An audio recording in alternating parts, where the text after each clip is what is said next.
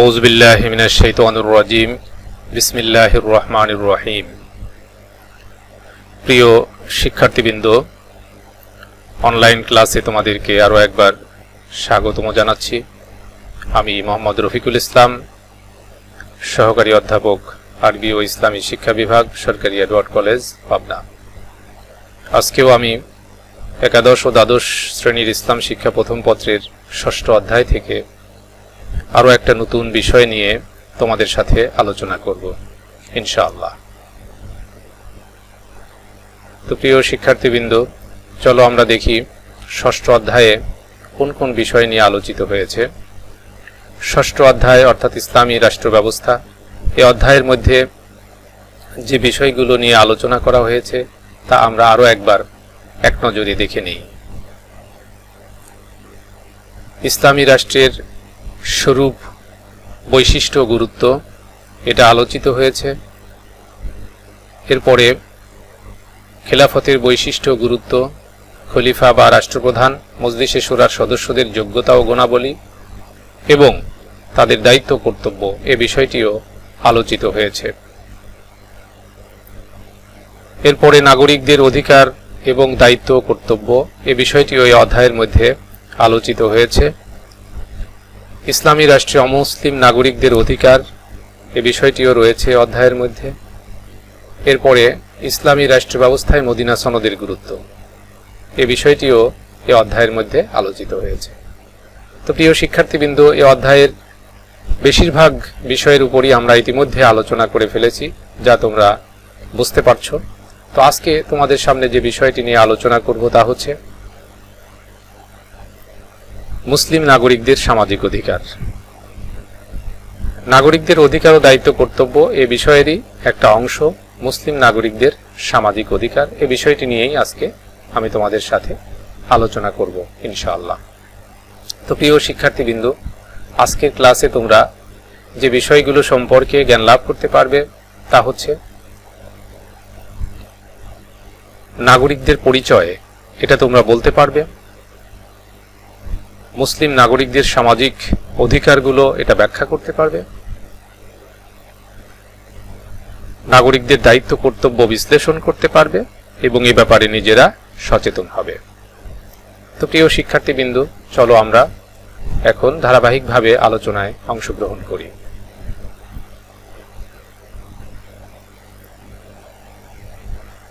নাগরিকদের অধিকার ও কর্তব্য। প্রিয় শিক্ষার্থীবৃন্দ, আমরা ইতিমধ্যে জেনে গেছি যে ইসলামী রাষ্ট্রের যে 4টি মৌলিক উপাদানের কথা আমরা জেনেছি, তার মধ্যে একটা গুরুত্বপূর্ণ উপাদান হচ্ছে রাষ্ট্রের জনগণ।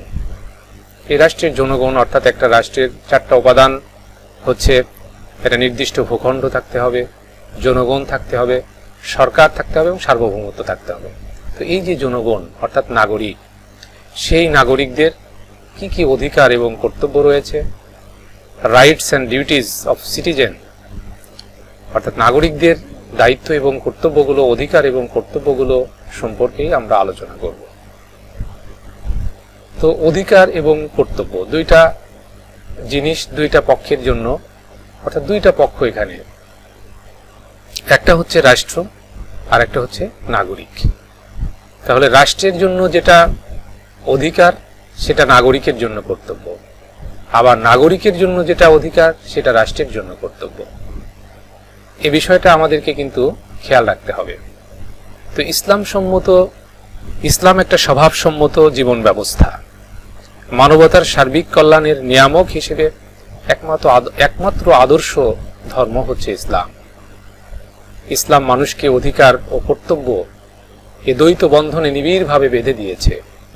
অধিকার এবং কর্তব্য একটা বন্ধন, অর্থাৎ রাষ্ট্র এবং নাগরিক এই দুইটা যে অঙ্গ, এই দুইটা প্রতিষ্ঠান, রাষ্ট্র এবং নাগরিক এই দুইটা প্রতিষ্ঠানের মধ্যে অধিকার এবং কর্তব্য এটাকে একটা বন্ধনে আবদ্ধ করে দেওয়া হয়েছে। অর্থাৎ রাষ্ট্রের জন্য যেটা কর্তব্য সেটা নাগরিকের অধিকার, আবার নাগরিকের জন্য যেটা অধিকার সেটা রাষ্ট্রের জন্য কর্তব্য। ইসলাম একদিকে নাগরিকদের যাবতীয় অধিকারের কথা সুস্পষ্টভাবে বলে দিয়েছে, অপরদিকে নাগরিকের কর্তব্যসমূহকেও পালন করার জন্য নির্দেশ প্রদান করেছে। তাহলে ইসলামী রাষ্ট্রে নাগরিক সম্পর্কে আমরা একটা ধারণা লাভ করলাম যে রাষ্ট্রের মধ্যে নাগরিক হচ্ছে একটা গুরুত্বপূর্ণ উপাদান, এবং নাগরিক এবং রাষ্ট্রের মধ্যে পারস্পরিক একটা সম্পর্ক রয়েছে, সেটা হচ্ছে অধিকার এবং কর্তব্য। অধিকার এবং কর্তব্যের ক্ষেত্রে রাষ্ট্র এবং নাগরিকের মধ্যে একটা বন্ধন রয়েছে। এই বন্ধনটা উভয়ের উপর কর্তব্য হিসেবে বিবেচিত হয়ে থাকে। তো নাগরিকদের শ্রেণী বিভাগ, এখন আমরা জানবো নাগরিকদের শ্রেণী বিভাগ। তো ইসলামী রাষ্ট্রে নাগরিকদেরকে দুই শ্রেণীতে ভাগ করা হয়। একটা হচ্ছে মুসলিম নাগরিক, আর একটা হচ্ছে অমুসলিম নাগরিক। মুসলিম নাগরিক কারা? মুসলিম নাগরিকের সংজ্ঞায় বলা হয়েছে যে যেসব মুসলিম ইসলামী রাষ্ট্রে জন্মগ্রহণ করেছে, স্থায়ীভাবে বাসিন্দা হয়েছে, বা অন্য অমুসলিম রাষ্ট্র হতে হিজরত করে স্থায়ীভাবে বসবাস করেছে, তারাই মুসলিম নাগরিক। এখানে তিনটা বিষয়।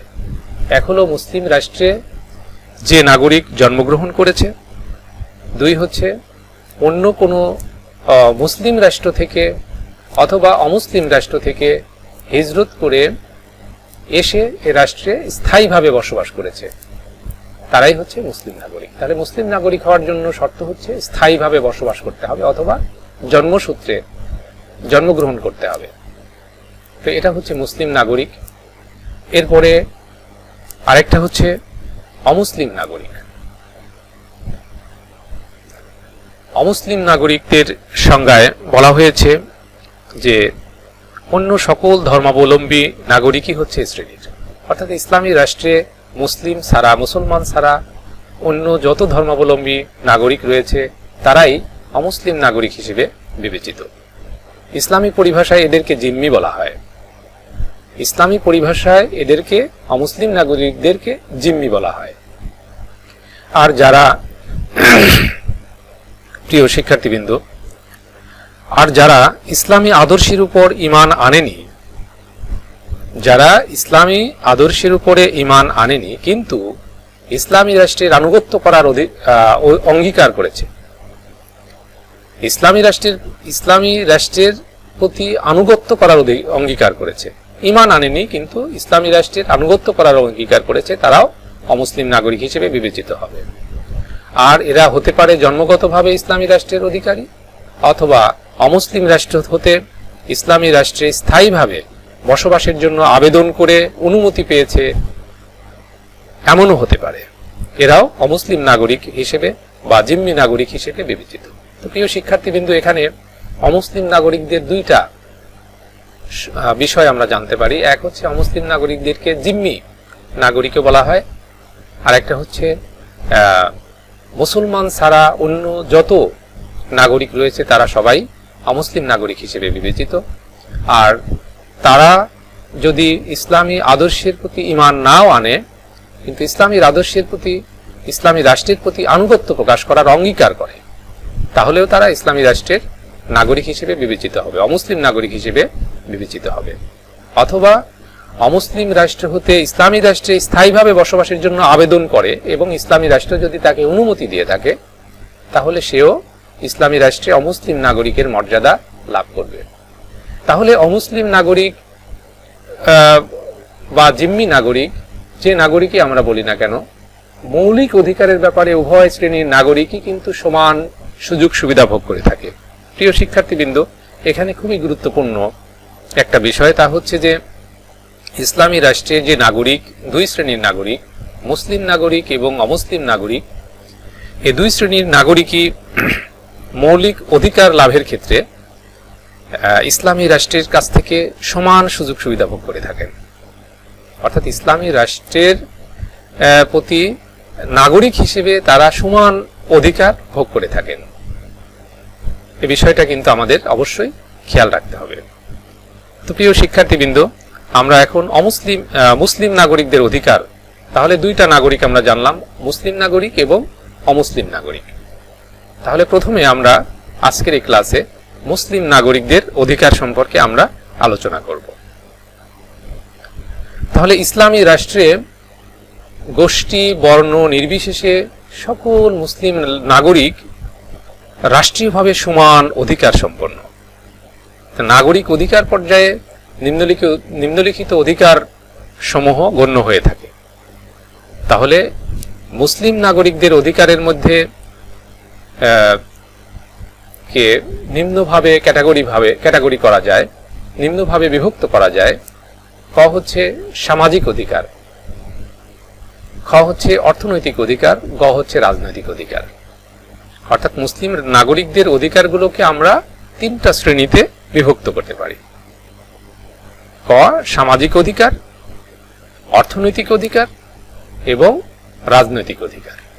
তো প্রিয় শিক্ষার্থীবৃন্দ, চলো আমরা এই অধিকারগুলো সম্পর্কে ধারাবাহিকভাবে আলোচনা করি। তো প্রথমেই আমরা আজকের এই ক্লাসে শুধুমাত্র সামাজিক অধিকার নিয়েই আলোচনা করব।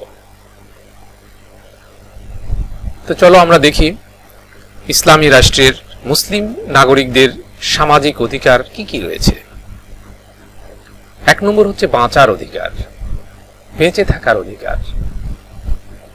মানুষের জন্য সর্বপ্রথম প্রয়োজন জীবনের নিরাপত্তা লাভ। ইসলামের রাষ্ট্রীয় আইন ও বিধান এর উপর সর্বাধিক গুরুত্ব আরোপ করেছে।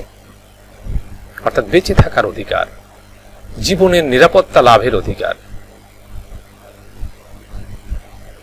আইন ও বিধান, যেহেতু রাষ্ট্রীয় আইন ও বিধান এই বিষয়টির উপরে যথেষ্ট গুরুত্ব আরোপ করেছে, কারণ মহান আল্লাহ রাব্বুল আলামিন পবিত্র কোরআনে সূরা আনআমের 151 নম্বর আয়াতে ঘোষণা করেছেন, কুল তাআলাউ আতলু মা হাররামা রাব্বুকুম আলাইকুম আল্লা তুশরিকু বিহি শাইআন ওয়া বিল ওয়ালিদাইনি ইহসানান ওয়া লা তাকতুলু আওলাদাকুম মিন ইমলাকিন নাহনু নারযুকুকুম ওয়া ইয়্যাহুম ওয়া লা তাকরাবুল ফাওয়াহিশ মা যাহারা মিনহা ওয়া মা বাতান ওয়া লা তাকতুলুন নাফসাল্লাতী হাররামাল্লাহু ইল্লা বিল হক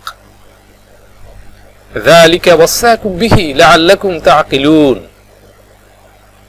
প্রিয় শিক্ষার্থীবৃন্দ, এখানে মহান রব্বুল আলামিন আমাদের প্রিয় নবী সাল্লাল্লাহু আলাইহি ওয়া আলিহি ওয়াসাল্লামকে উদ্দেশ্য করে বলছেন, হে আল্লাহর রাসূল, আপনি বলে দিন, তাআলাও, আসো, আতলু মা হাররামা আলাই রাব্বুকুম আলাইকুম, আসো, তোমাদের রব তোমাদের প্রতি কি কি বিষয় হারাম করেছেন এটা আমি তোমাদেরকে বলে দেই, এটা আমি তোমাদের কাছে তেলাওয়াত করি, পাঠ করে শোনাই তোমাদেরকে। আসো,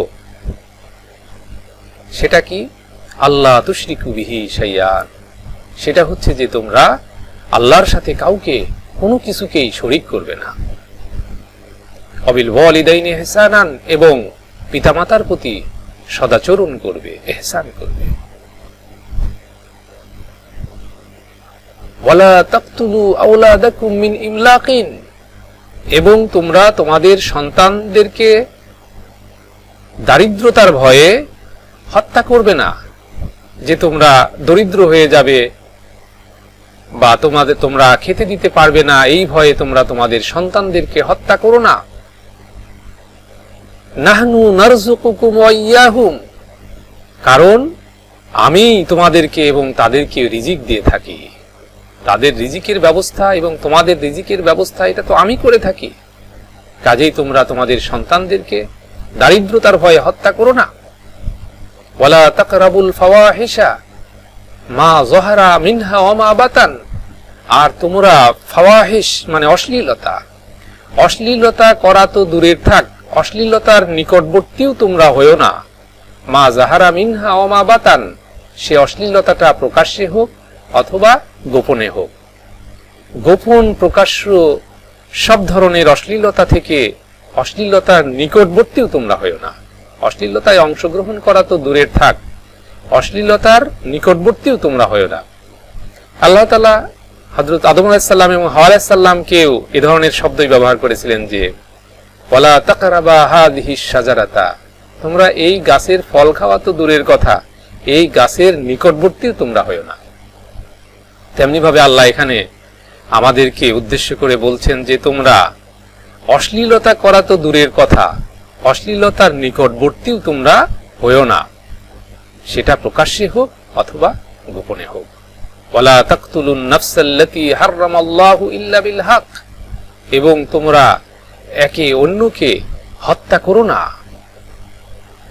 আল্লাহ তাআলা যা হারাম করেছেন, অর্থাৎ আল্লাহ তাআলা যাকে হত্যা করা নিষিদ্ধ করেছেন এমন কাউকে তোমরা হত্যা করো না, ইল্লা বিল হক, তবে যদি সে হত্যা হওয়ার যোগ্য হয় সেটা ভিন্ন কথা। যালিকুম ওয়াসাকুম বিহি, এ ব্যাপারেই আল্লাহ তাআলা তোমাদেরকে নির্দেশ দিচ্ছেন, লাআল্লাকুম তাআকিলুন, যাতে তোমরা উপলব্ধি করতে পারো। প্রিয় শিক্ষার্থীবৃন্দ, আয়াতটি অনেক বড় হলেও এখানে অনেক শিক্ষা রয়েছে। এখানে আল্লাহ রাব্বুল আলামিন মানুষের মৌলিক অধিকারের কথা বলেছেন, এখানে বেঁচে থাকার অধিকারের কথা বলেছেন। ক্ষুধার ভয়ে, দারিদ্রতার ভয়ে সন্তানদেরকে হত্যা করা যাবে না, কোনো মানুষকে অন্যায়ভাবে হত্যা করা যাবে না, ব্যভিচার বা অশ্লীলতার নিকটবর্তীও হওয়া যাবে না। এ বিষয়ে আল্লাহ তাআলা মানুষের যে ব্যক্তিগত অধিকার, বাঁচার অধিকার, এটা আল্লাহ তাআলা এই আয়াতের মধ্যে নিশ্চিত করেছেন। প্রিয় শিক্ষার্থীবৃন্দ, আমাদের প্রিয় নবী সাল্লাল্লাহু আলাইহি ওয়াসাল্লাম বিদায় হজের ভাষণেও এ সম্পর্কে বলেছেন যে আজকের এই নিশ্চয়ই তোমাদের জীবন, সম্পদ এবং সম্মান, এই যে জীবন, বাঁচার অধিকার, এই যে বেঁচে থাকার অধিকার, জীবনের নিরাপত্তার যে অধিকার, এই সম্পর্কে বিদায় হজের ভাষণে আমাদের প্রিয় নবী সাল্লাল্লাহু আলাইহি ওয়াসাল্লাম বলেছেন, তোমাদের জীবন, সম্পদ ও সম্মান তোমাদের জন্য এমনই পবিত্র যেমন তোমাদের আজকের এই দিনটি পবিত্র। বুখারী শরীফ। তাহলে আরাফাতের দিনটি যেমন পবিত্র, তোমাদের পরস্পরের জীবন, সম্পদ ও সম্মানও ঠিক এমনই পবিত্র, এটা আমাদের প্রিয় নবী সাল্লাল্লাহু আলাইহি ওয়াসাল্লাম ঘোষণা করেছেন। কাজেই ইসলামী রাষ্ট্রে নাগরিকদের জীবনের নিরাপত্তা এটা খুবই গুরুত্বপূর্ণ একটা বিষয়, বেঁচে থাকার অধিকার। এরপরে ইজ্জত আবরুর নিরাপত্তা। শুধু জীবনের নিরাপত্তাই নয়, মানুষের সম্মান, ইজ্জত আবরুর এই নিরাপত্তাও রাষ্ট্র দেবে, এটা নাগরিকের অধিকার। মানুষের জীবনের সাথে তার ইজ্জত আবরুর নিরাপত্তাও বিজড়িত, এটা জড়িত। কারণ মানুষের জীবনের সাথে সম্মান, মর্যাদা, ইজ্জত এটা জড়িত। ইসলামী রাষ্ট্রে নাগরিকদের জন্য মান, সম্মান ও ইজ্জত আবরুর নিরাপত্তা বিধান এটা রাষ্ট্র অবশ্যই করবে, রাষ্ট্রের দায়িত্ব এবং নাগরিকের এটা অধিকার। এটা আমাদের নাগরিক হিসেবে অধিকার এবং রাষ্ট্রের দায়িত্ব। তো প্রিয় শিক্ষার্থীবৃন্দ, এরপরে নাগরিকের সামাজিক অধিকার আরেকটি হয়েছে ব্যক্তি স্বাধীনতা। ব্যক্তি স্বাধীনতা, ইসলাম নাগরিকদের ব্যক্তি স্বাধীনতার উপরে যথাযথ গুরুত্ব আরোপ করেছে। বিনা বিচারে বা যুক্তিসঙ্গত কারণ ছাড়া কাউকে আটক করা কিংবা শাস্তি দেয়া এটা ইসলামে রাষ্ট্রে বৈধ নয়। যে কোনো শাস্তির ক্ষেত্রে আত্মপক্ষ সমর্থনের সুযোগও তাকে দিতে হবে। মহানবী সাল্লাল্লাহু আলাইহি ওয়াসাল্লাম এ প্রসঙ্গে বলেছেন, লা ইউসারু রাজুলুন ফিল ইসলাম বিগাইরিল আদল, অর্থাৎ ন্যায়সঙ্গত কারণ ছাড়া কোনো ব্যক্তিকে বন্দী করে রাখা ইসলামে বৈধ নয়। মুয়াত্তা, অর্থাৎ কাউকে ব্যক্তি স্বাধীনতা এখানে এত দেয়া হয়েছে ইসলামী রাষ্ট্রে নাগরিক হিসেবে ব্যক্তি স্বাধীনতা রয়েছে, তাকে যুক্তিসঙ্গত কারণ ছাড়া আটক করা যাবে না, তাকে শাস্তি দেয়া যাবে না এবং তাকে আত্মপক্ষ সমর্থনের সুযোগ দিতে হবে। আমাদের প্রিয় নবী সাল্লাল্লাহু আলাইহি ওয়াসাল্লাম এ সম্পর্কে নির্দেশনা দিয়েছেন। প্রিয় শিক্ষার্থীবৃন্দ, এরপরে মালিকানার অধিকার। প্রত্যেক নাগরিকেরই বৈধ উপায়ে উপার্জন করে সম্পদ ও সম্পত্তির মালিক হওয়ার পূর্ণ অধিকার রয়েছে। সেই সঙ্গে স্বীয় মালিকানাধীন বিত্ত সম্পত্তির ভোগ ও ব্যবহার করার অধিকারও রয়েছে। অর্থাৎ রাষ্ট্রে নাগরিকের বৈধ উপায়ে সম্পদ উপার্জন করা এবং ভোগ করা, ব্যবহার করার অধিকার রয়েছে। এটা স্বাধীনভাবে একটা নাগরিক ভোগ করবে এবং রাষ্ট্র এটা নিশ্চিত করবে, কোনো বাধা সৃষ্টি করবে না। এই সম্পর্কে মহান আল্লাহ রাব্বুল আলামিনও ঘোষণা দিয়েছেন, ইয়া আইয়ুহাল্লাযীনা আমানু লা তাআকুলু আমওয়ালাকুম বাইনাকুম বিল বাতিল ইল্লা আন তাকুনু তিজারাতান আন তারাদিম মিনকুম ওয়া লা তাকতুলু আনফুসাকুম ইন্নাল্লাহা কানা বিকুম রহিমা। সূরা নিসা 29 নম্বর আয়াত। এখানে আল্লাহ তাআলা ঘোষণা করেছেন যে, হে ঈমানদারগণ, তোমরা তোমাদের পরস্পরের ধন সম্পদকে অন্যায়ভাবে ভোগ করো না, অর্থাৎ তোমরা একজন আরেকজনের সম্পদকে অন্যায়ভাবে ভোগ করো না।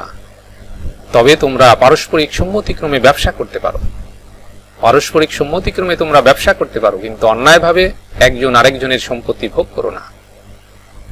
তাহলে এখানে আল্লাহ তাআলার নির্দেশনা রয়েছে, ওয়ালা তাকতুলু আনফুসাকুম, এবং তোমরা তোমাদের একজন আরেকজনকে হত্যা করো না।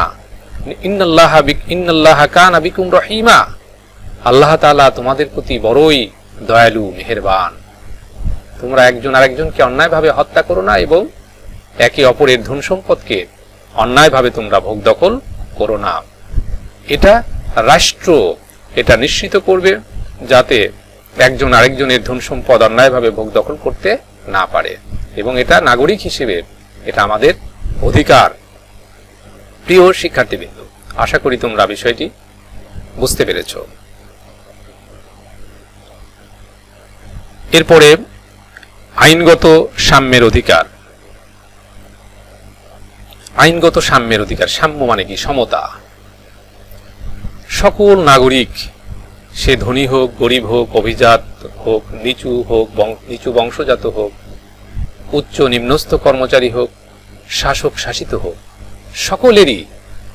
সকলেই আইনের দৃষ্টিতে সম্পূর্ণ সমান ও অভিন্ন। কেউই আইনের ঊর্ধ্বে নয়। অর্থাৎ ইসলামী রাষ্ট্রে সকলেই আইনের দৃষ্টিতে সমান। এখানে উঁচু নিচু, ধনী দরিদ্র বলে কোনো ভেদাভেদ নেই। আইনের চোখে সবাই সমান। অর্থাৎ ইসলামী রাষ্ট্রে এটা নাগরিক হিসেবে এটা আমাদের অধিকার। কেউ অন্যায়ভাবে কারো প্রতি জুলুম করতে পারবে না। যে সে গরিব হয়েছে বলে তার প্রতি নির্যাতন হবে, অবিচার হবে, ধনী হয়েছে বলে তার প্রতি অবিচার হবে না, তাকে অন্য এ ধরনের কোনো বিষয় ইসলামী রাষ্ট্রে সুযোগ নেই। এখানে সকল নাগরিক আইনের দৃষ্টিতে সমান অধিকার ভোগ করে থাকে। এরপরে সামাজিক সাম্য। সামাজিকভাবেও ইসলামের মুসলিম নাগরিকদের পূর্ণ সামাজিক সমতা স্থায়ীভাবে নির্দিষ্ট ঘোষিত। এটা সামাজিকভাবেও সমান হিসেবে বিবেচিত। অর্থাৎ ইসলামী রাষ্ট্রের নাগরিকগণ সামাজিকভাবে সম্পূর্ণরূপে তারা সমান হিসেবে বিবেচিত। বংশ, ধর্ম, ধন সম্পদ, ভাষা, অঞ্চল ইত্যাদির দোহাই দিয়ে মানুষের মধ্যে তারতম্য করা যাবে না। অর্থাৎ অর্থ আছে বলে সে ধনী আছে বলে সে একরকম একটা জাতি, একটা প্রজাতি, অর্থ নেই দরিদ্র বলে সে আর একটা নিম্ন প্রজাতি, এই ধরনের কোনো ভেদাভেদ ইসলামের মধ্যে নেই। এর প্রসঙ্গে আল্লাহ রাব্বুল আলামিন ঘোষণা করেছেন, ইয়া আইয়ুহান নাস ইন্না খালাকনাকুম মিন যাকারিন ওয়া উনসা ওয়া জাআলনাকুম শুউবান ওয়া কাবাইলা লিতাআরাফু ইন্না আকরামাকুম ইনদাল্লাহি আতকাকুম ইন্নাল্লাহা আলিমুন খবীর। ইয়া আইয়ুহান নাস, হে মানব মণ্ডলী। এখানে আল্লাহ তাআলা ইয়া আইয়ুহাল্লাযীনা আমানু বলেন নাই, এখানে সমগ্র মানব জাতিকে, অর্থাৎ মুসলিম অমুসলিম, ধনী গরিব, উঁচু নিচু কোনো ভেদাভেদ আল্লাহ রাখেননি। সমস্ত মানুষকে উদ্দেশ্য করে আল্লাহ তাআলা বলছেন যে, হে মানব মণ্ডলী, নিশ্চয় আমি ইন্না খালাকনাকুম মিন যাকারিন ওয়া উনসা, নিশ্চয় আমি তোমাদেরকে একজন পুরুষ এবং একজন নারী থেকে সৃষ্টি করেছি। ওয়া জাআলনাকুম শুউবান ওয়া কাবাইলা লিতাআরাফু, এবং তোমাদেরকে বিভিন্ন সম্প্রদায় ও বিভিন্ন জাতিতে বিভক্ত করেছি। লিতাআরাফু, যাতে তোমরা পারস্পরিক পরিচিতি লাভ করতে পারো। তোমাদেরকে এই যে বিভিন্ন জাতি সম্প্রদায়ে গোত্রে বিভক্ত করেছি, এর কারণ হচ্ছে তোমাদের পারস্পরিক পরিচিতির জন্য। এখানে তোমাদের শ্রেষ্ঠত্বের জন্য নয়, যে তোমরা বংশ, বর্ণ, ধন সম্পদ, ভাষা, অঞ্চলের জন্য শ্রেষ্ঠত্ব, এজন্য আমি তোমাদেরকে বিভক্ত করিনি, বরং তোমাদের পারস্পরিক পরিচিতির জন্য এটা করেছি। তোমাদের মধ্যে সম্মানিত, ইন্না আকরামাকুম ইনদাল্লাহি আতকাকুম, তোমাদের মধ্যে সবচেয়ে সম্মানিত ব্যক্তি আল্লাহর কাছে সেই যে তোমাদের মধ্যে সবচেয়ে বেশি আল্লাহকে ভয় করে থাকে। অর্থাৎ সবচেয়ে বেশি ক্ষুধাভীরু যে, সবচেয়ে বেশি মুত্তাকি যে, সেই হচ্ছে আল্লাহর কাছে তোমাদের মধ্যে সবচেয়ে বেশি সম্মানিত। ইন্নাল্লাহা আলিমুন খবীর, নিশ্চয় আল্লাহ তাআলা অধিক জানেন এবং সব বিষয়ে খবর রাখেন। তাহলে এখানে সম্মান এবং মর্যাদার মাপকাঠি কিন্তু অর্থ, বিত্ত, ধন সম্পদ, ভাষা, অঞ্চল এটা কিন্তু নয়। এখানে মানুষের মর্যাদার মাপকাঠি হচ্ছে তাকওয়া। এটা আল্লাহ তাআলার ঘোষণা। প্রিয় শিক্ষার্থীবৃন্দ, আশা করছি তোমরা বিষয়টি উপলব্ধি করতে পেরেছ। এরপরে চুক্তিবদ্ধ হওয়ার অধিকার। প্রত্যেক মুসলিম নাগরিকেরই অন্যান্য ব্যক্তি বা ব্যক্তিবর্গের সাথে যে কোনো বৈধ চুক্তিতে আবদ্ধ হওয়ার অধিকার রয়েছে। তাহলে ইসলামী রাষ্ট্রের নাগরিকের এটাও একটা অধিকার যে সে প্রত্যেক মুসলিম নাগরিকের অন্যান্য মুসলিম নাগরিকের সাথে সে বৈধভাবে চুক্তিতে আবদ্ধ হতে পারবে। বাক স্বাধীনতা। প্রত্যেক নাগরিকই স্বীয় চিন্তা ও বিশ্বাস অনুসারে যে কোনো কথা অসংকোচে, অকুণ্ঠ চিত্তে, অবাধে ও কোনরূপ প্রতিবন্ধকতা ব্যতিরেকেই বলতে এবং তার প্রচার করতে পারবে। তবে ইসলামের মৌলিক আদর্শ ও রাষ্ট্রীয় নিরাপত্তার পরিপন্থী কিছুই বলা যাবে না, কিছুই করা চলবে না। তাহলে এখানে বাক স্বাধীনতা বলতে সে তার স্বাধীন চিন্তা এবং বিশ্বাসকে প্রকাশ করতে পারবে এবং প্রচারও করতে পারবে, তবে সেটা ইসলামের মৌলিক আদর্শ এবং রাষ্ট্রীয় নিরাপত্তার পরিপন্থী হওয়া যাবে না। এটা একটা শর্ত। ইসলামী রাষ্ট্রের নাগরিক হিসেবে আমি যে কোনো মতামত সরকারের সমালোচনা করতে পারি, রাষ্ট্রের সমালোচনা করতে পারি, তবে সেটা ইসলামের মৌলিক আদর্শের পরিপন্থী হবে না এবং রাষ্ট্রের নিরাপত্তা পরিপন্থী হবে না। এই বিষয়টি খেয়াল রাখতে হবে। প্রিয় শিক্ষার্থীবৃন্দ, এরপরে বিয়ে ও পারিবারিক জীবনের অধিকার। এই যে নাগরিক হিসেবে বিয়ে শাদী করা এবং পরিবার জীবন গঠনের অধিকার রয়েছে এবং এই অধিকার বাস্তবায়নের ক্ষেত্রে রাষ্ট্রের কর্তব্য রয়েছে, দায়িত্ব রয়েছে। তো কি কি অধিকার রয়েছে আমাদের একটু দেখি। প্রত্যেক নাগরিক নিজের ইচ্ছে মতো ইসলামের সীমারেখা বজায় রেখে সংসার করতে পারবে, সংসার ধর্ম পালন করতে পারবে, এ ব্যাপারে সে স্বাধীন। এ প্রসঙ্গে মহান রব্বুল আলামিন বলেন, ওয়াইন খিফতুম আল্লা তুকসিতু ফিল ইয়াতামা ফানকিহু মা তাবা লাকুম মিনান নিসাই মাসনা ওয়া সুলাসা ওয়া রুবা ফাইন খিফতুম আল্লা তা'দিলু ফাওয়াহিদাতান আও মা মালাকাত আইমানুকুম যালিকা আদনা আল্লা তাউলু। সূরা নিসা 3 নম্বর আয়াত। প্রিয় শিক্ষার্থীবৃন্দ, এখানে মহান আল্লাহ রাব্বুল আলামিন আমাদেরকে উদ্দেশ্য করে বলছেন যে ওয়াইন খিফতুম আল্লা তুকসিতু ফিল ইয়াতামা, যদি তোমরা আশঙ্কা করো, যদি তোমরা ভয় করো যে তোমরা এতিমদের ব্যাপারে সুবিচার করতে পারবে না, যদি তোমরা ভয় করো যে তোমরা এতিমদের ব্যাপারে সুবিচার করতে পারবে না, তাহলে তোমরা বিবাহ করো। ফানকিহু মা তাবা লাকুম মিনান নিসায়ে, তাহলে তোমরা নারীদের মধ্য থেকে তোমাদের জন্য যে ভালো হয়, তোমাদের জন্য যে কল্যাণ করা হয়, তা বা হয়, ভালো হয়, তাকে তোমরা বিবাহ করো। সেটা 2টা হতে পারে, 3টা হতে পারে, 4টা হতে পারে। ফাইন খিফতুম, আর যদি তোমরা আশঙ্কা করো যে এই যে একাধিক বিয়ে, এটা করে যদি তোমরা আশঙ্কা করো যে আল্লাহ তা'দিলু, তোমরা ন্যায় বিচার করতে পারবে না, সুবিচার করতে পারবে না, ফাওয়াহিদাতান, তাহলে অবশ্যই তোমরা একজনকেই বিবাহ করবে। আও মা মালাকাত আইমানুকুম, অথবা তোমাদের অধীনস্থ যে দাসী রয়েছে তাকে তোমরা বিবাহ করবে। যালিকা আদনা আল্লা তাউলু, আর পক্ষপাতিত্ব না হওয়ার ব্যাপারে এটাই সবচেয়ে ভালো একটা নিকটবর্তী একটা পন্থা, যে একটা বিবাহ করা বা দাসীকে তোমাদের মধ্যে ও তোমাদের অধীনস্থ দাসীকে গ্রহণ করা। এটাই হচ্ছে পক্ষপাতিত্ব থেকে মুক্ত থাকার অত্যন্ত সহজতম একটা পন্থা। প্রিয় শিক্ষার্থীবৃন্দ, এখানে এই যে অধিকার, এটা আল্লাহ তাআলা বিধান দিয়েছেন, বিয়ে শাদী করার এবং পারিবারিক জীবন গঠনের অধিকার, এটা মহান রব্বুল আলামিনের পক্ষ থেকে দেওয়া হয়েছে। তো এই ব্যাপারে অবশ্যই আমাদেরকে খেয়াল রাখতে হবে। প্রিয় শিক্ষার্থীবৃন্দ, এরপরে শিক্ষা লাভের অধিকার। তাহলে মুসলিম নাগরিকের আরো একটা গুরুত্বপূর্ণ অধিকার হচ্ছে শিক্ষা লাভের অধিকার। শিক্ষা সম্পর্কে ইসলামের নীতি ও আদর্শ যে কোনো রূপ সরকার অপেক্ষা অধিকতর দৃঢ়, প্রতিজ্ঞ এবং বলিষ্ঠ। আমরা জানি যে পবিত্র কোরআনের প্রথম যে আয়াত, প্রথম যে শব্দ, সেটাই হচ্ছে ইকরা। ইকরা, পড়ো, পাঠ করো। মহানবী সাল্লাল্লাহু আলাইহি ওয়াসাল্লামের প্রতি প্রথম শব্দই হচ্ছে পড়ো। তাহলে এই পড়া দিয়েই পবিত্র কোরআন শুরু হয়েছে। ইসলামের বিধান শুরু হয়েছে পড়া দিয়ে, পড়ার নির্দেশনা দিয়ে। এটা আল্লাহর নির্দেশ। নবী সাল্লাল্লাহু আলাইহি ওয়াসাল্লামের সম্পর্কে বলেছেন, তলাবুল ইলমি ফরিদাতুন আলা কুল্লি মুসলিমিন, প্রত্যেক মুসলিম নরনারীর জন্য বিদ্যা শিক্ষা করা ফরজ। এটা ইবনে মাজাহ হাদিস 224। এরপরে বাসস্থানের অধিকার। প্রিয় শিক্ষার্থীবৃন্দ, ইসলামী রাষ্ট্রে সকল নাগরিকের নিরাপদ বসবাস করার অধিকার সংরক্ষিত রয়েছে। অর্থাৎ রাষ্ট্র তার নাগরিক বসবাস করার অধিকারকে নিশ্চিত করবে। কোনো নাগরিক যাতে মাথা গুঁজার ঠাঁই অর্থাৎ থাকে, এই ব্যবস্থা করতে হবে রাষ্ট্রের। এটা নাগরিক হিসেবে মুসলিম রাষ্ট্রের নাগরিকদের অধিকার, তাকে বাসস্থানের অধিকার এটা নিশ্চিত করতে হবে। প্রিয় শিক্ষার্থীবৃন্দ, এরপরে ধর্মকর্মের অধিকার। খুবই গুরুত্বপূর্ণ একটা বিষয়, ধর্মকর্ম।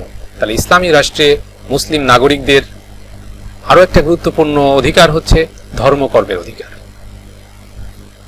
ইসলামী রাষ্ট্রে নাগরিকদের স্বাধীনভাবে ধর্ম পালনের অধিকার থাকবে। শান্তিপূর্ণভাবে ও স্বধর্মীয় অনুষ্ঠানাদি ও ধর্মকর্ম পালনে কোনো বাধাবিঘ্ন থাকবে না। অর্থাৎ ইসলামী রাষ্ট্রে বসবাসকারী নাগরিক, সে মুসলিম নাগরিক হোক বা অমুসলিম নাগরিক হোক, সকল নাগরিকের ক্ষেত্রে এই বিধানটা আল্লাহ তাআলা দিয়েছেন। সূরা বাকারা 256 নম্বর আয়াতে আল্লাহ তাআলা বলেন, লা ইকরাহা ফিদ্দীন ক্বাদ তাবায়্যানার রুশদু মিনাল গায়য়্যি ফামান ইয়াকফুর বিত-তাগুত ওয়া ইউমিন বিল্লাহ ফাকাদ ইসতামসাকা বিল উরওয়াতিল উসকা লা ইনফিসামা লাহা ওয়াল্লাহু সামিউন আলীম। সূরা বাকারা 256 নম্বর আয়াত। এখানে আল্লাহ তাআলা সুস্পষ্টভাবে ঘোষণা করেছেন, লা ইকরাহা ফিদ্দীন, দিনের ব্যাপারে কোনো জবরদস্তি নাই। দিনের ব্যাপারে, দিন পালনের ক্ষেত্রে কোনো জবরদস্তি নাই। ক্বাদ তাবায়্যানার রুশদু মিনাল গায়য়্যি, হেদায়েত গুমরাহি থেকে প্রকাশ হয়ে গেছে। হেদায়েত গুমরাহি থেকে প্রকাশ হয়ে গেছে, অর্থাৎ হেদায়েত এবং গুমরাহি এই দুইটা রাস্তা আলাদা হয়ে গেছে। কাজেই দিনের ব্যাপারে কোনো জবরদস্তি চলবে না। এখানে মানুষ স্বাধীন হিসেবে তার রাস্তাকে চয়েস করবে। দুইটা রাস্তা আলাদা করে দিয়েছেন আল্লাহ তাআলা, এটা স্পষ্ট হয়ে গেছে এখন। ফামান ইয়াকফুর বিত-তাগুত, তবে এখানে আল্লাহ তাআলা বলছেন যে যারা তাগুতকে অর্থাৎ শয়তানকে অস্বীকার করবে, ওয়া ইউমিন বিল্লাহ, এবং আল্লাহর প্রতি বিশ্বাস করবে, ঈমান আনবে, ফাকাদ ইসতামসাকা বিল উরওয়াতিল উসকা, তারা যেন এমন একটা শক্ত অবলম্বনকে ধারণ করবে, লা ইনফিসামা লাহা, যেই শক্ত অবলম্বন কখনো ভাঙবে না, ছিঁড়বে না, টুটবে না। যারা তাগুতকে অস্বীকার করবে এবং আল্লাহর প্রতি ঈমান আনবে, তারা যেন এমন একটা শক্ত অবলম্বনকে ধারণ করবে যে অবলম্বনটা কখনো ভাঙবে না, ছিঁড়বে না, মচকাবে না। আল্লাহু সামিউন আলীম, আল্লাহ তাআলা অধিক শুনেন এবং জানেন। তাহলে প্রিয় শিক্ষার্থীবৃন্দ, এখানে ধর্মকর্ম পালনের ক্ষেত্রে মানুষ সম্পূর্ণরূপে স্বাধীনতা ভোগ করবে। এখানে জবরদস্তি করে, জোর করে কারো উপর ধর্মের বিধান এটা আরোপ করা যাবে না। এটা আল্লাহর বিধান। এটা পবিত্র কোরআনে সূরা বাকারার 256 নম্বর আয়াতে আল্লাহ তাআলা সুস্পষ্টভাবে ঘোষণা করেছেন।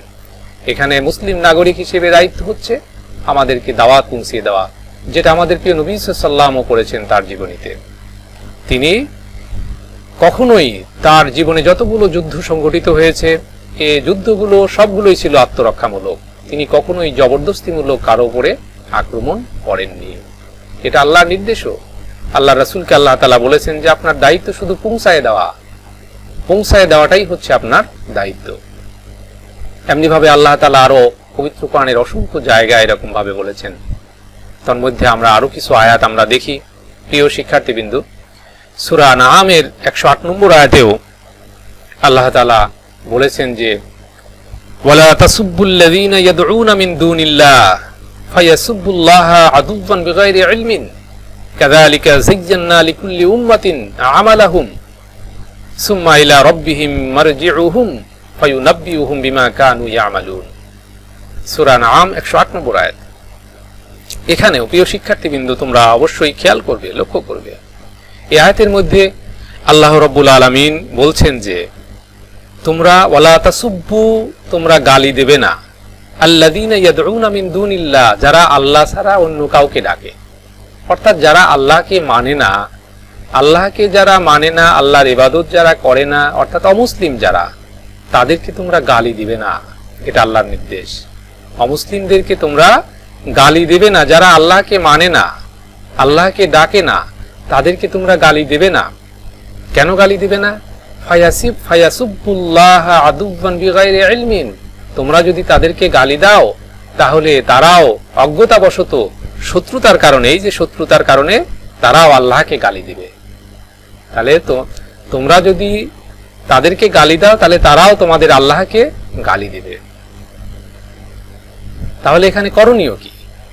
এখানে আল্লাহ তাআলা বলছেন যে কাযালিকা যায়্যানা লিকুল্লি উম্মাতিন আমালাহুম, অনুরূপভাবে আল্লাহ তাআলা প্রত্যেক জাতির জন্য তাদের আমলকে আকর্ষণীয় করে দিয়েছেন। অর্থাৎ যে যে কাজই করছে, মুসলিম হোক অমুসলিম হোক, অর্থাৎ যে জাতি যে আমলই করছে তাদের সেই আমলকে, তাদের সেই কাজকে আল্লাহ তাআলা আকর্ষণীয় করে দিয়েছেন। কিরকম? যেমন কেউ গান বাজনা করছে, কেউ অশ্লীলতা করছে, এগুলো কিন্তু ভালো মনে করেই তারা করছে। আবার কেউ ভালো কাজ করছে, সৎ কাজ করছে, এগুলো কিন্তু ভালো মনে করেই করছে। অর্থাৎ যে যে কাজই করুক না কেন আল্লাহ তাআলা তাকে সেই কাজ করার সুযোগ করে দিয়েছেন, সেই কাজকেই তাকে তার জন্য আকর্ষণীয় করে দিয়েছেন, অর্থাৎ তাকে পূর্ণ স্বাধীনতা দিয়েছেন। অতঃপর সুম্মা ইলা রাব্বিহিম মারজিউহুম, অতঃপর তাদের সকলকেই তাদের প্রতিপালকের কাছে ফিরে আসতে হবে। ফায়ুনাব্বিউহুম বিমা কানু ইয়ামালুন, সেদিন তিনি তাদের আমল সম্পর্কে, তারা যে যে কাজ করেছে সেই কাজ সম্পর্কে তাদেরকে আল্লাহ তাআলা সংবাদ দেবেন। তাহলে এখানে যে বিষয়টি সুস্পষ্টভাবে ফুটে উঠেছে সেটা হলো কর্মের স্বাধীনতা। আল্লাহ তাআলা মানুষকে সে যে কাজই করুক না কেন সেই কাজের প্রতি তাকে স্বাধীনতা দেওয়া হয়েছে, কিন্তু আল্লাহ তাআলা এখানে বলে দিয়েছেন যে কোন কাজে কি হবে, আল্লাহর কাছে ফিরে যেতে হবে, সেদিন তিনি সকল কাজের সংবাদ তাদেরকে দেবেন, এই ঘোষণাও তিনি দিয়ে দিয়েছেন। প্রিয় শিক্ষার্থীবৃন্দ, আমরা মূল বিষয়টা বুঝতে পেরেছি আশা করছি। এমনি ভাবে আল্লাহ তাআলা সূরা ইউনূসের ৯৯ নম্বর আয়াতে আল্লাহ তাআলা বলেছেন, আমরা ধর্মীয় স্বাধীনতা নিয়ে কথা বলছি, ধর্মকর্মের স্বাধীনতা নিয়ে কথা বলছি।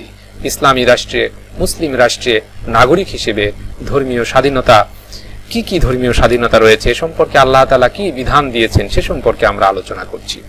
প্রিয় শিক্ষার্থীবৃন্দ, সূরা ইউনূসের ৯৯ নম্বর আয়াতে আল্লাহ তাআলা বলেন, ওয়ালাউ শাআ রাব্বুকা লা আমানা মান ফিল আরদি কুল্লুহুম জামিআ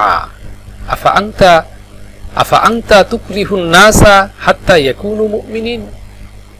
এই আয়াতে আল্লাহ তাআলা বলতেছেন যে ওয়ালাউ শাআ রাব্বুকা, হে নবী, হে আল্লাহর রাসূল, যদি আপনার প্রতিপালক চাইতেন লা আমানা মান ফিল আরদি কুল্লুহুম জামিআ, তাহলে পৃথিবীতে যারা আছে তারা সকলেই সমবেত হয়ে ঈমান আনত। আল্লাহ যদি চাইতেন, এটা যদি আল্লাহ ইচ্ছা করতেন, তাহলে পৃথিবীতে যারা আছে তারা সকলেই সমবেত হয়ে ঈমান আনত। অতএব আপনি কি মানুষের প্রতি জবরদস্তি করবেন? হাত্তা ইয়াকুনু মুমিনিন, তারা মুমিন না হওয়া পর্যন্ত, অর্থাৎ মানুষদেরকে মুমিন বানানোর জন্য জবরদস্তি করবেন? কখনোই আপনি করবেন না। অর্থাৎ এখানে জবরদস্তি করাটা নিষিদ্ধ করা হয়েছে। আমাদের প্রিয় নবী সাল্লাল্লাহু আলাইহি ওয়াসাল্লামকে নির্দেশনা দিয়েছেন এবং আমাদের নবী সাল্লাল্লাহু আলাইহি ওয়াসাল্লাম এই নির্দেশনাকে 100% বাস্তবায়ন করেছেন মদিনার ইসলামী রাষ্ট্র প্রতিষ্ঠার মাধ্যমে।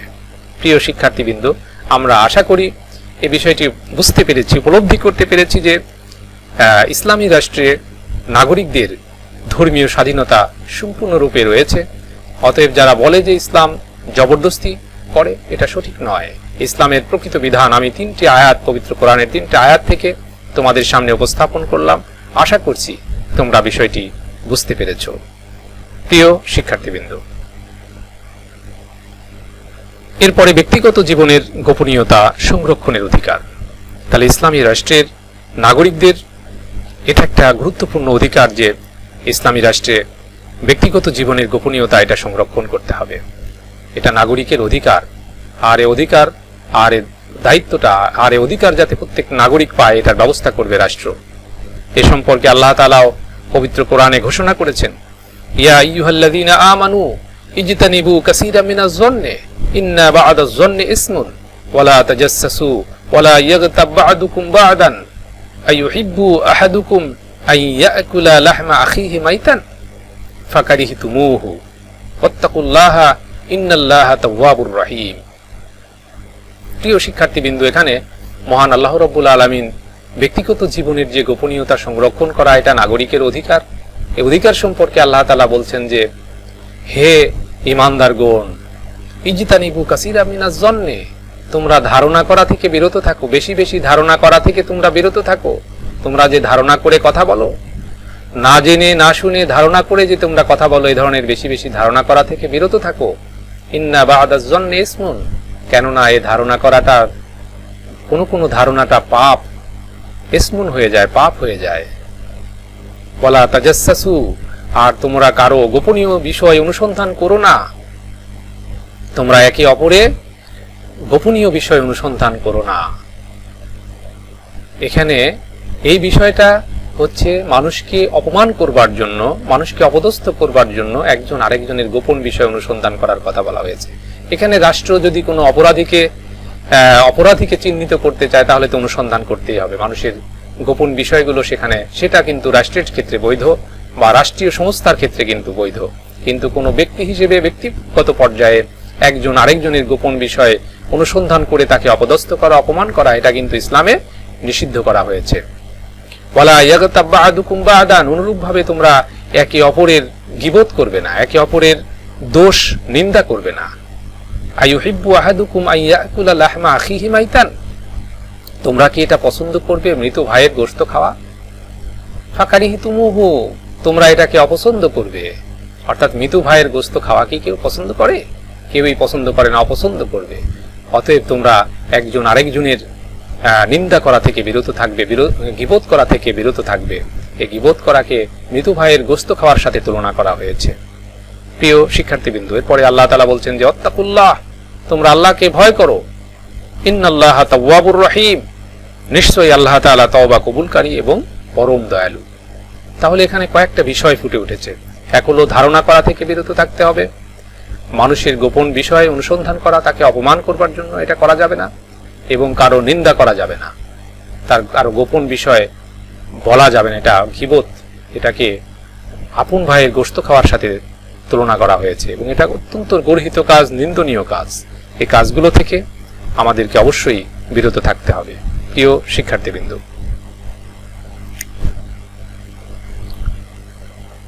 তো আশা করছি তোমরা বিষয়গুলো উপলব্ধি করতে পেরেছো, বিষয়গুলো বুঝতে পেরেছো। ইসলামী রাষ্ট্রের নাগরিক হিসেবে নাগরিকদের পরিচয় সম্পর্কে তোমরা জানতে পেরেছো, নাগরিকদের অধিকারগুলো সম্পর্কে তোমরা জানতে পেরেছো, কয় ধরনের নাগরিকদের প্রকারভেদগুলো সম্পর্কে তোমরা জানতে পেরেছো, এবং তাদের অধিকার অর্থাৎ নাগরিকদের অধিকার এবং রাষ্ট্রের দায়িত্ব কি কি রয়েছে বিষয়গুলো সম্পর্কেও আমরা আজকের এই ক্লাসে আলোচনা করেছি। আশা করছি তোমরা বিষয়গুলো বুঝতে পেরেছো। তো আজকের আলোচনা এ পর্যন্তই, এবং তোমাদের বাড়ির কাজ হিসেবে তোমরা ইসলামী রাষ্ট্রে নাগরিকদের সামাজিক অধিকারগুলো এটা তোমরা লিপিবদ্ধ করবে এবং অনুশীলন করবে। প্রিয় শিক্ষার্থীবৃন্দ, আজকে এ পর্যন্তই। তোমাদের সুস্বাস্থ্য কামনা করছি, তোমাদের সুস্থতা কামনা করছি, তোমাদের মঙ্গল কামনা করে আজকের এই ক্লাস এখানেই শেষ করছি। ধন্যবাদ সকলকে, ধন্যবাদ।